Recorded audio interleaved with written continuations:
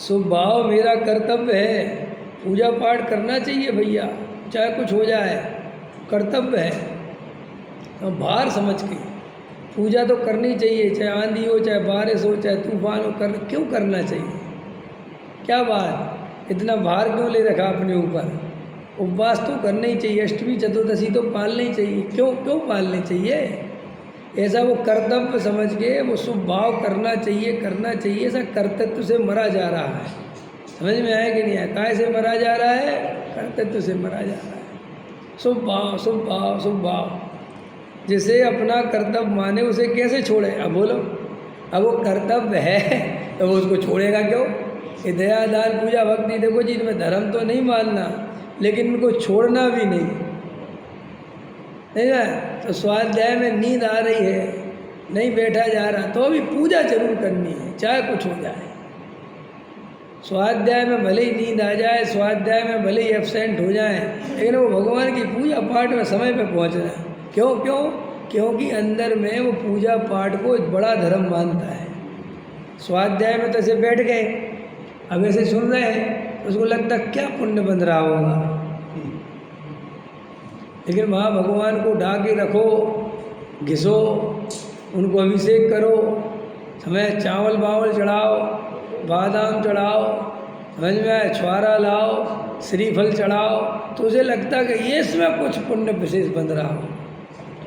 असलियत में मिथ्या दृष्टि भगवान की कोई पूजा नहीं करता है, क्योंकि वो भगवान का स्वरूप ही नहीं समझता, पूजा क्या करेगा वो।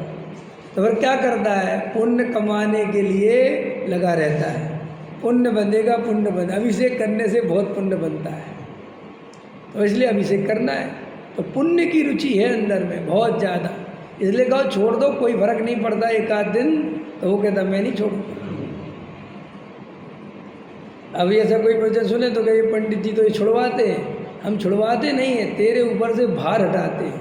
तूने जो इतना अपने ऊपर भार रख रखा है, क्यों रख रखा है? क्यों इतना पीछे क्यों पड़ा उस क्रिया के? भाई नहीं हो पाया, नहीं आ पाए, नींद आ गई, सो गए, लेकिन तूने स्वाध्याय छोड़ दिया, आत्मा की बात छोड़ दी, तो वो ज़्यादा नुकसान का काम है वो। समझा? ये दया दान पूजा भक्ति, इनसे जीव का कोई फायदा नहीं होता, और इनसे फायदा माने तो कभी सम्यक दर्शन नहीं होता। इतना खतरनाक है ये। आप कहोगे फिर ऐसे में तो लोग पूजा पाठ ही नहीं करें, नहीं करें। यहाँ कौन से हमारे भगवान रागी द्वेषी हैं? हमारे तो भगवान वीतरागी हैं, तुम करो तो और मत करो तो। लेकिन वो पकड़ बना के एकत्व करके कर्तृत्व के साथ वो क्रिया में धर्म बुद्धि, पुण्य में धर्म बुद्धि करके करता है, तो वो तो मिथ्या दृष्टि बना रहता है वो चीज। हाँ,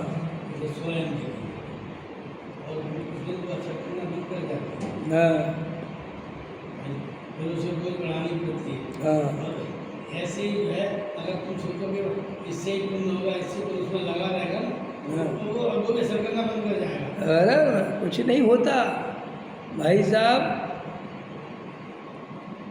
मैंने एक दिन बताया था, ये जो 6 आवश्यक बताया उनने इसलिए बताया कि बदल के ज़्यादा कर लो। समझ में आया कि नहीं आया? ये एक तरीके से वो क्या होता है कि जड़ की क्रिया है वो, और ये जीव बेहोश हो जाता है। समझे? वो आदत पड़ गई है, चैन नहीं पड़ती है, मेरे को कुछ खबर नहीं है और क्या अपन क्या कर रहे हैं, किस लिए कर रहे हैं, करता कौन है, अकर्ता कौन है, लेकिन वो आदत पड़ गई करने। जाएगा घंटा बजाया, क्यों बजाया? घंटा क्यों बजाते मंदिर, बताओ? है और बताओ, हम तो पूछे आपसे, बताओ घंटा क्यों बजाते? और इतने लोग बैठे हुए हैं शांतिपूर्वक, जाएगा घंटा बजाना, और सबका ध्यान वहाँ चला जाए।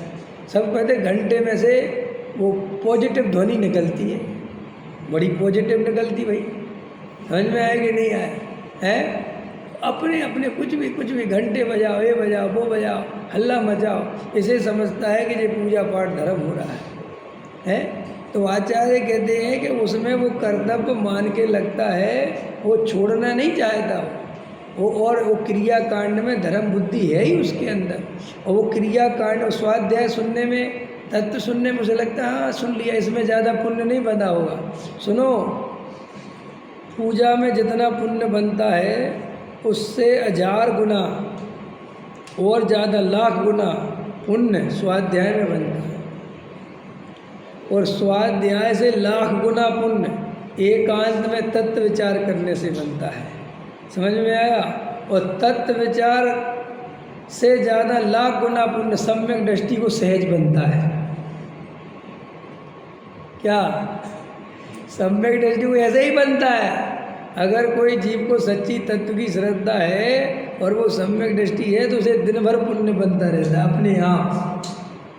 सब कैसे बनता होगा भैया? उसके अंदर तीव्र कसाय नहीं होती, उसके मंद कसाय होती है, और श्रद्धान में दिन भर आत्मा की महिमा चलती रहती है, अपने तत्व की खुमारी चलती रहती है, तो उसे सहज ही साथ ही से पुण्य बनता है।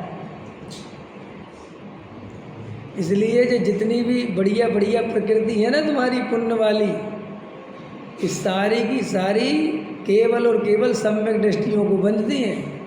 मिथ्या दृष्टि तो उल्टा लटक जाए तो भी नहीं बांध सकता तीर्थंकर प्रकृति। समझ में आया? इस सब की सब प्रकृतियाँ जो 63 शलाका के पुरुष हैं, इस सारे के सारे सम्यक दृष्टि होते हैं। समझ में आया? अभी अपन को कुछ अता पता थोड़ा ही है, अपन तो जो पहाड़ चढ़ने को पुण्य समझ सके हैं, क्योंकि वो दिमाग में जिंदगी भर से गधा मजूरी करी है ना, अनादि काल से पर का बोझा ढोया, समझा? अनंत भव यूं ही खोया, पर का बोझा ढोया, तेरी कथा तुझको सुनाते रे, जिनवाणी सुन लो रे। तो वो बोझा ढोने की आदत है, तो उसे शांत होकर सहज बैठ के पुण्य बन रहा होगा, ये उसको अंदर में लगता ही नहीं है। वो उसको तो वो कुछ गधा मजूरी करा, सम्य सगर के पहाड़ पे नहीं चढ़े तो कौन माने कि हमारी वंदना हो गई? बताओ। तलहटी में बैठ के शांति से आत्मा का ध्यान करे।